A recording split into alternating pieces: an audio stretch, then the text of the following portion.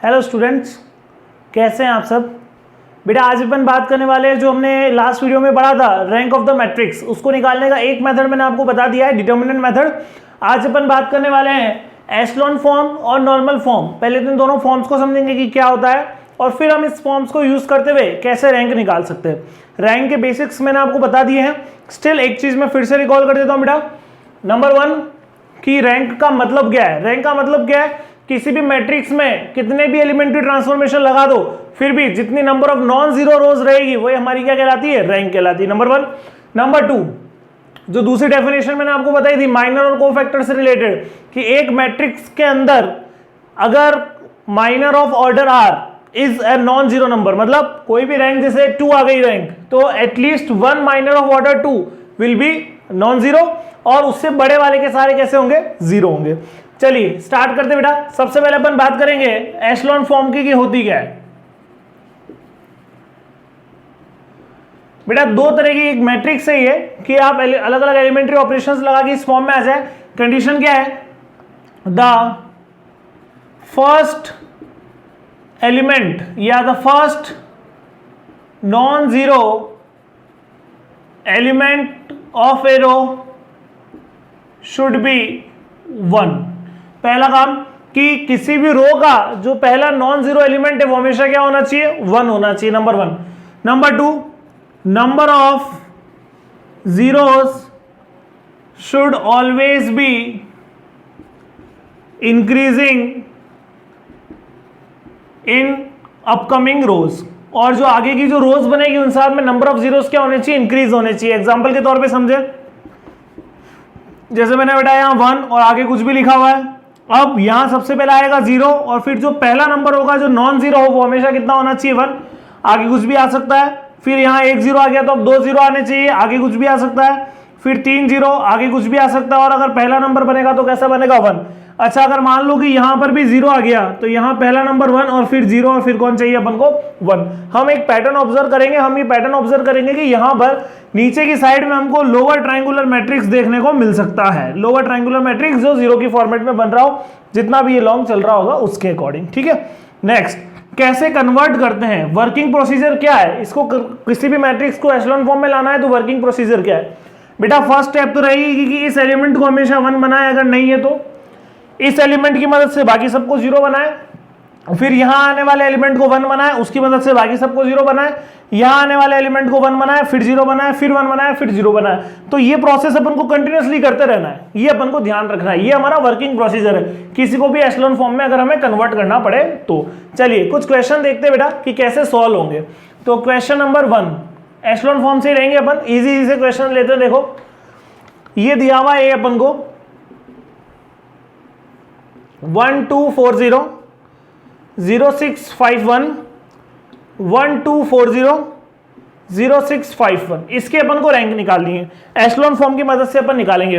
अच्छा ध्यान देना एक बार कि एशेलॉन फॉर्म के अंदर ओनली रो ट्रांसफॉर्मेशन ही अलाउड है अपन को। अपन यहां पर कॉलम का यूज नहीं कर सकते, ओनली रो ट्रांसफॉर्मेशन। क्लियर। चलो जैसा मैंने तुम्हें बताया बेटा कि तुम्हारा टास्क क्या आएगी, इस 1 की मदद से यहां 0 बनाने। तो देखो ऑलरेडी यहां 2 जगह तो 0 है, केवल एक ही जगह बनाना है। तो मेरा एक ऑपरेशन हो गया R3 tends to R3 minus R1। Clear, ये तो हो गया। इसके अलावा भी ध्यान रखना, अगर कहीं पे ऐसा हो रहा हो कि ऑपरेशन लगाने के बाद तुमको डायरेक्टली पूरी की पूरी रो 0 मिल रही हो तो भी लगा देना। देखना यहां पर ध्यान से, R2 और R4 बिल्कुल सेम है, तो मैं ऑपरेशन लगा दूं R4 tends to R4 minus R2 तो भी कोई दिक्कत वाली बात नहीं है, मेरे को काम ही आएगा। तो मेरा नेक्स्ट इक्विवेलेंट मैट्रिक्स आ गया बेटा, ये मेरा आ गया नेक्स्ट इक्विवेलेंट मैट्रिक्स। क्योंकि दोनों बिल्कुल सेम आ रही है तो दोनों कैसे हो जाएंगे, 0 हो जाएंगे। अब एशेलॉन फॉर्म क्या कहती है, देखो number of zero should be increasing. ठीक है भाई, जीरोस इंक्रीजिंग है, यहाँ 1 होना चाहिए था। अब मेरा नेक्स्ट टारगेट है कि यहां पर भी क्या होना चाहिए, 1, और उसके बाद नीचे 0 बनाने। लेकिन नीचे तो सारे ही 0 बन गए, तो केवल मुझे एक काम करना है, R2 tends to R2 by 6। तो ये जो फॉर्मेट अब मेरे पास में आया है, ये मैट्रिक्स अपनी एशेलॉन फॉर्म के अंदर आ गया है। अब आप फर्दर इसको सिंप्लीफाई करने की कोई जरूरत नहीं है। आप ऑब्जर्व कर सकते हैं एक लोअर ट्रायंगुलर मैट्रिक्स अपन को मिलेगा अगर जीरोस के अंदर कोई पैटर्न है तो। क्लियर। इस केस में आने के बाद रैंक क्या होती है, क्लियर, तो वो याद रखें आप। जो रैंक की बेसिक डेफिनेशन है बेटा, नंबर ऑफ नॉन जीरो रो, ये मैंने आपको पिछले वीडियो में भी बताई है, किसी भी मैट्रिक्स के अंदर जितनी नंबर ऑफ नॉन जीरो रोज है वो हमारी उसकी क्या कहलाती है, रैंक। तो यहां आप देख पा रहे हैं बेटा 2 नॉन जीरो रोज है, तो इसकी रैंक हमारे पास में बी के लिए कितनी हो गई, 2, क्योंकि यहां पर 2 नॉन जीरो रोज है। क्लियर। चलिए और देखते हैं इसी एशेलॉन फॉर्म से एक और क्वेश्चन देखते हैं। देखो बेटा ये दिया हुआ है अपन को,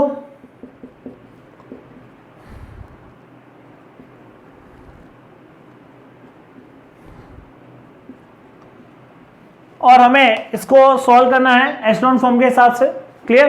तो टारगेट वही, इस 1 की मदद से इन दोनों जगह 0 बनाना है। तो R2 tends to R2 minus 2R1 and R3 tends to R3 minus R1, केवल R1 करने की जरूरत है, उसके साथ में 0 बन जाएगा। देखें क्या बनेगा बेटा, नेक्स्ट इक्विवेलेंट मैट्रिक्स, यहां आ गया 0, यहां भी आ गया 0, यहां भी आ गया 0, यहां देखें और ये भी अपना 0 बन गया, तो पूरा का पूरा ये भी कैसा बन गया, 0 बन गया। नेक्स्ट अपन बात करते हैं इसकी, दोनों को माइनस किया बेटा, 0 0 0 और यहाँ आ जाएगा 1। क्लियर। अब ध्यान देना, मैंने आपको क्या बताया था, number of zero should be increasing, है ना। यहाँ क्या हो गया, डिक्रीज हो रहे हैं, तो डिक्रीज हो रहे हैं तो कोई दिक्कत नहीं है, अपन क्या करते हैं, इंटरचेंज करवा दें।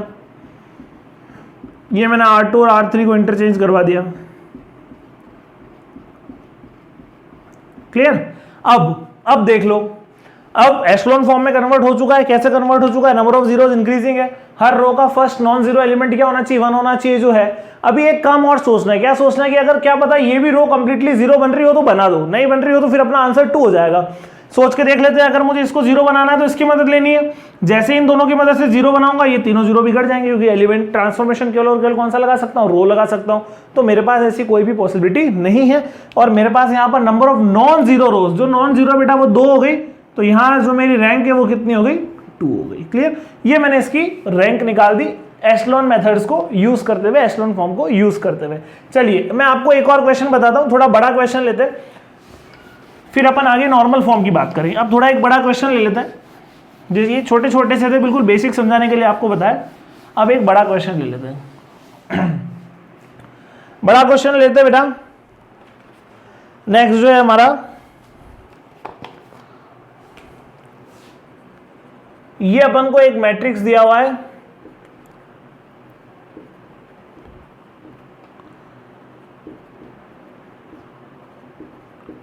फोर क्रॉस फोर का मैट्रिक्स है ना।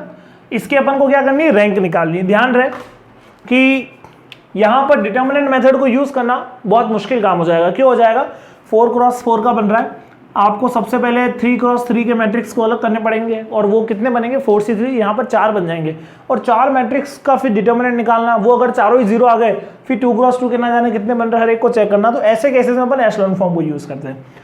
पैटर्न फिक्स रहेगा, A11 1 होना चाहिए था, है नहीं होता तो बना देते डिवाइड करके। उसके बाद जनरली आपको 1 मिलेगा क्वेश्चंस के अंदर। उसके बाद आपको क्या करना है, उसके बाद आपको इसकी मदद से इन तीनों एलिमेंट्स को क्या करना है, सबसे पहले 0 बनाना है। तो ऑपरेशन हुआ बेटा, R2 tends to R2 minus 2R1, R3 tends to R3 minus 3R1 and R4 tends to R4 minus 6R1। ये नंबर 1 मेरा ऑपरेशन मिल गया अपन को। इन ऑपरेशंस की मदद से देखो क्या आ रहा है, ये आ गया बेटा, इस पे कोई ऑपरेशन है नहीं, यहाँ 0, यहाँ भी 0, यहाँ ये हो गया अपने पास -3 और ये 2, यहाँ 0, यहाँ देखें क्या बन रहा है, 2 माइनस 6 -4, यहाँ देखें बेटा -8 और ये 3 एज इट इज। यहाँ देखते हैं 0, यहाँ 8 -12 -4, यहाँ देखते हैं बेटा क्या बन रहा है, 7 -18 -11 और ये 5। अब ध्यान देना, जैसा मैंने आपको पहले बताया कि जीरोस इंक्रीजिंग होने चाहिए, लेकिन यहाँ 2 0 आ गए, तो इसको आप कहाँ भेजें, सबसे लास्ट में, क्योंकि जीरोस इंक्रीजिंग चाहिए। तो मेरा ऑपरेशन हुआ R2 interchanged with R4, R2 और R4 को मैंने इंटरचेंज कर दिया। अच्छा, यहाँ पर इक्वल टू की बजाय इक्विवेलेंट लगाए ज़्यादा बेटर है, क्योंकि अपन लिखते हैं ऐसा है कि भाई कोई भी एलिमेंट की ट्रांसफॉर्मेशन लगाने के बाद मैट्रिक्स जो है इक्विवेलेंट होता है पहले वाले के, तो इक्विवेलेंट का ही साइन लगाएं। ये आ गया बेटा मेरे पास 1 2 3 0 0 -4 11 5, इन मैंने इंटरचेंज किया है, 0 -4 -8 3 0 0 -3 2। अब मेरा नेक्स्ट काम क्या होगा, मेरा नेक्स्ट काम है कि ये एलिमेंट क्या होना चाहिए, मेरा 1 होना चाहिए। तो R2 tends to R2 divide bye -4, ऐसा करने से मेरे पास आ गया बेटा 0 1 -11/4 -5/4। अच्छा ये -11 था, -11 तो +11/4। 0 -4 -8 3 और यहाँ से लास्ट मेरे को मिल रहा है बेटा 0 0 -3 2। क्लियर। अब इस 1 की मदद से यहाँ 0 बनाना है, ऑपरेशन लगेगा R3 पे। क्या लगेगा? R3 + 4R2। क्या आएगा देखो 1 2 3 0 0 1 11/4 -5/4। यहाँ आ गया बेटा मेरे पास 0 0। ठीक है ना। यहाँ कितना बचेगा? +3 और यहाँ बचेगा मेरे पास -2। ये 0 0। अब नेक्स्ट काम, यहाँ 1 बनाना है। जैसे मैंने कहा था भाई जीरोज इंक्रीज होते चाहिए 1 बनते जाने चाहिए। यहाँ 1 और उस 1 की मदद से आगे 0। लेकिन ध्यान देना यहाँ 1 बना के 0 बनाओ या उससे पहले मुझे समझ आ रहा है कि अगर मैंने इन दोनों को ऐड करवा दिया तो वैसे भी मुझे यहाँ क्या मिल रहा है 0। तो मैं इसकी तरफ भी जा सकता हूँ बिना 1 बनाए। आप पैटर्न से जाना चाहें आप बिल्कुल जा सकते हैं, पहले आप चाहें तो बिल्कुल बना सकते हैं वहां पर 1। ये मेरे को दे देगा 1 2 3 0 0 1 11/4 -5/4 0 0 3 -2 0 0 0 0। जैसा अपना होना चाहिए बेटा, जीरोस हमेशा इंक्रीजिंग फॉर्म में होने चाहिए। आ गए। नेक्स्ट, क्या अब यहाँ 0 बन सकता है? बिल्कुल भी नहीं। बनाऊंगा तो ये बिगड़ जाएंगे, उससे मुझे कोई मतलब है नहीं। क्लियर। और बस एक काम करना है कि R3 टेंड्स टू R3/3 ताकि ये बिल्कुल एशलॉन फॉर्म लगे और उसकी हर कंडीशन को सेटिस्फाई करे। बस ये हमें ध्यान रखना है। ये मेरी आ गई एशलॉन फॉर्म आ गई 0 0 1 -2/3 0 0 0 0। जरूरी है क्योंकि हर रो का पहला नॉन जीरो एलिमेंट कौन होना चाहिए? 1 होना चाहिए। ठीक है ना। अब कुछ नहीं, आंसर क्या हो गया भाई बोलो। नॉन जीरो रोज जो है हमारी वो किसको डिनोट करेगी? रैंक को। तो रैंक ऑफ ए कितनी आ गई हमारे पास में? 3। ये मैंने यहाँ पर नॉन जीरो रोज मेरे पास 1 2 3 बन रही है, तो मेरी रैंक कितनी कहलाएगी यहाँ पर? 3 कहलाएगी। एक तो मेरी क्या बन रही है? 0 रो बन रही है। आपको याद ही होगा नॉन जीरो रोज का मतलब क्या होता है? जब कोई रो कंप्लीटली 0 हो उसको हम क्या बोलते हैं? 0 रो। अगर उसके अंदर एक भी एलिमेंट 0 नहीं है तो वो क्या कहलाती है? हमारी नॉन जीरो रो। ठीक है ना। ये अपनी बात हो गई एशलॉन फॉर्म की। अब अपन बेटा डिस्कशन करेंगे नॉर्मल फॉर्म के ऊपर। और नॉर्मल फॉर्म ध्यान रखना इसी का ही एक्सटेंशन है, कोई नई बात नहीं ज्यादा। अगर आपको ये पता चल गया कि इसकी रैंक 3 है, मतलब आपको 3x3 का एक आइडेंटिटी मैट्रिक्स बनाना, एलिमेंट्री ट्रांसफॉर्मेशन लगा के, नया कुछ नहीं करना है। तो मैं आपको नॉर्मल फॉर्म समझाता हूं, फिर उसका एक क्वेश्चन भी देखेंगे। ठीक है ना, कि क्या क्या पैटर्न बन सकते हैं नॉर्मल फॉर्म के अंदर। अब अपन बात करेंगे बेटा नॉर्मल फॉर्म की, कि नॉर्मल फॉर्म क्या होती है। नॉर्मल फॉर्म और वर्किंग प्रोसीजर सेम रहेगा, कुछ लिबर्टीज हमारे पास में आ जाएगी, ध्यान देंगे बस उस पर। नॉर्मल फॉर्म बेटा, अगर एलिमेंट्री ट्रांसफॉर्मेशंस लगाने के बाद आपके पास इन चारों में से कोई सा भी एक फॉर्मेट बन जाए तो वो आप बोलेंगे कि आप किसके अंदर आ गए हैं? नॉर्मल फॉर्म के अंदर आ गए हैं। ये आई जो है यहां पर IR, ये डिनोट कर रहा है बेटा identity matrix of order R। ये identity matrix of order R को डिनोट कर रहा है, ध्यान रखना। क्लियर। और बाकी सारे क्या मेरे जीरो मैट्रिक्स है। अगर इस फॉर्म के अंदर आप एलिमेंट्री ट्रांसफॉर्मेशन लगा के किसी मैट्रिक्स को कन्वर्ट कर देते हैं तो यहां जो हमारा R है, जो ऑर्डर होगा आइडेंटिटी मैट्रिक्स का, वही हमारा कौन कहलाएगा? यहां पर रैंक कहलाएगा। ध्यान देने वाली बात फिर से वही होगी कि जो बेसिक दो डेफिनेशन है वो बिल्कुल फॉलो होगी कि भाई नंबर ऑफ नॉन जीरो रोज हमारी क्या बताती? रैंक बनाती, वो भी बिल्कुल यहां पर फॉलो होगा। और एक ऑर्डर R का एटलीस्ट 1 माइनर क्या होना चाहिए? नॉन जीरो होना चाहिए, वो भी यहां पर फॉलो होगा। मैं आपके सामने एक क्वेश्चन रखता हूं, उससे समझाऊंगा बेटा, बहुत इजीली समझ में आएगा, उसकी चर्चा करते हैं। पर हमारा क्वेश्चन है, ये दिया हुआ है बेटा 1 3 4 3 3 9 12 3 1 3 4 1। हम ये इसका ऑर्डर आप देख पा रहे हैं 3x4। हमें इसकी रैंक निकालनी, क्या करें, कैसे स्टार्ट करें? देखो जैसा मैंने कहा कि ये एशलॉन फॉर्म का ही एक्सटेंशन है, तो स्टार्ट करने का प्रोसेस बिल्कुल सेम रखिएगा। पहले इसको एशलॉन फॉर्म में कन्वर्ट करिए, फिर एशलॉन से नॉर्मल जाइए, आपको बहुत आसानी होगी। देखो बेटा, अच्छा लिबर्टी की जिसकी मैंने बात करी थी कि यहां पर लिबर्टी क्या है, तो बेटा लिबर्टी ये है कि column and row operations can be applied simultaneously. आप कॉलम और रो ऑपरेशन दोनों को एक साथ अप्लाई कर सकते हो। एशलॉन फॉर्म की मजबूरी ये थी कि आप रो ऑपरेशन से आगे नहीं बढ़ सकते थे। अब यहां पर एक लिबर्टी आ गई। लिबर्टी क्या है बेटा कि साथ में कॉलम ऑपरेशंस भी लगा देंगे। लेकिन ध्यान रखना, मैं फिर से बोल रहा हूं, पहला टारगेट एशलॉन फॉर्म की तरफ बढ़ो। एशलॉन फॉर्म के हिसाब से यहां और यहां मेरे को चाहिए 0, R2 tends to R2 minus 3R1 and R3 tends to R3 minus R1, है ना, बिल्कुल एशलॉन फॉर्म से बढ़ो आगे। फिर मैं आपको बताऊंगा कॉलम ऑपरेशंस कब काम आएंगे। देखो ये ऑपरेशन लगाया, यहां कोई चेंज नहीं, यहां बात कर लेते हैं कितना हो जाएगा बेटा 0 0 0 और यहां आ जाएगा बेटा -6। यहां बात कर लेते हैं 0 0 0 और ये -2 आ गया। क्लियर? अब ये लगभग एशलॉन फॉर्म आ गई आपकी। एक काम और बच रहा है, अगर इन दोनों में से कहीं भी एक जगह 0 बन सकता है बना ले। पहला काम, इनको दोनों को 1 में कन्वर्ट कर रहा हूं। R2 tends to R2 divide by -6 and R3 tends to R3 divide by -2, ताकि आप लगभग एशलॉन फॉर्म पे जाके फिर उसको अपन आगे बढ़ाएं। क्लियर? ये हो गया मेरा काम। अब मैंने ऑपरेशन अप्लाई कर दिया बेटा, R3 tends to R3 minus R2।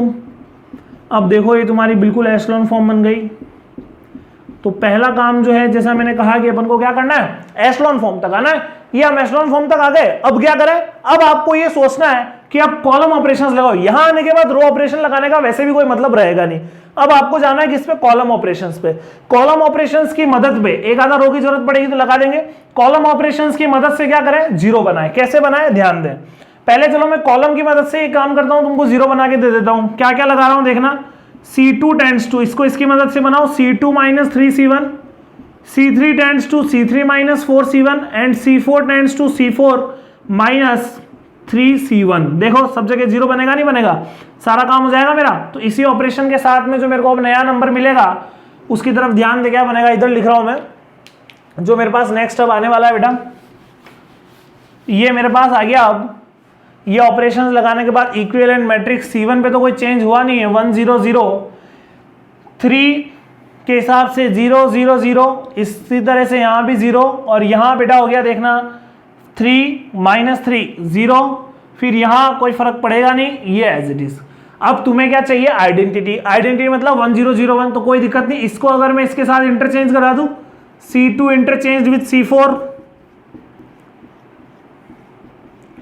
यही आना चाहिए। C2 और C4 को इंटरचेंज करवा दिया मैंने, तो ये तुम्हारे पास क्या बन गया बेटा, आइडेंटिटी मैट्रिक्स। बाकी सारे के सारे कैसे हैं, जीरो है, जैसा मैंने कहा था मेरे को इसी फॉर्मेट में चाहिए। आइडेंटिटी मैट्रिक्स किस ऑर्डर का आ रहा है, 2 ऑर्डर का, तो इस मैट्रिक्स की रैंक भी कितनी होगी, 2 होगी। तो पहले क्या करना है, एशलॉन फॉर्म तक जाना है। एशलॉन के बाद कॉलम ऑपरेशंस लगा दो। कॉलम ऑपरेशंस लगा के उसको किसमें कन्वर्ट कर दो, आइडेंटिटी मैट्रिक्स में, ठीक है ना। अब जैसा मैंने डेफिनेशन की बात करता हूं, नंबर ऑफ नॉन जीरो रोज 2 बन रही है। दूसरा, 1 order, at least 1 minor of order 2। देखो एटलीस्ट 1 माइनर ऑफ ऑर्डर 2, ये भी कैसा बन रहा है मेरा, नॉन जीरो बन रहा है। तो बस मेरे को यही देखना था। तो हर जगह बेसिक डेफिनेशन तो सेटिस्फाई होगी ही होगी, बस मेथड अलग अलग आपके सामने आ जाएंगी। क्लियर? तो इसी के साथ में बेटा अपना रैंक वाला पार्ट खत्म होता है। तीनों मेथड्स मैंने आपको क्लियर कर दिए। कोई भी डाउट हो तो मेरे को जरूर बताएं। इससे पहले वाली वीडियो जरूर देखें ताकि थोड़ा और आपको क्लियर हो। क्लियर? चैनल पे नए हैं तो सब्सक्राइब जरूर करें। और अगर आप कोई टॉपिक्स ऐसे चाहते हैं कॉलेज के स्पेशली जिनको मैं पहले लूं, तो मुझे कमेंट बॉक्स में जरूर बताएं कि सर उन टॉपिक्स पे पहले वीडियो बना दीजिए, अपन जरूर वो डिस्कस करेंगे। ओके, कैसा लगा आपको कमेंट बॉक्स में जरूर बताएं बेटा। Thank you.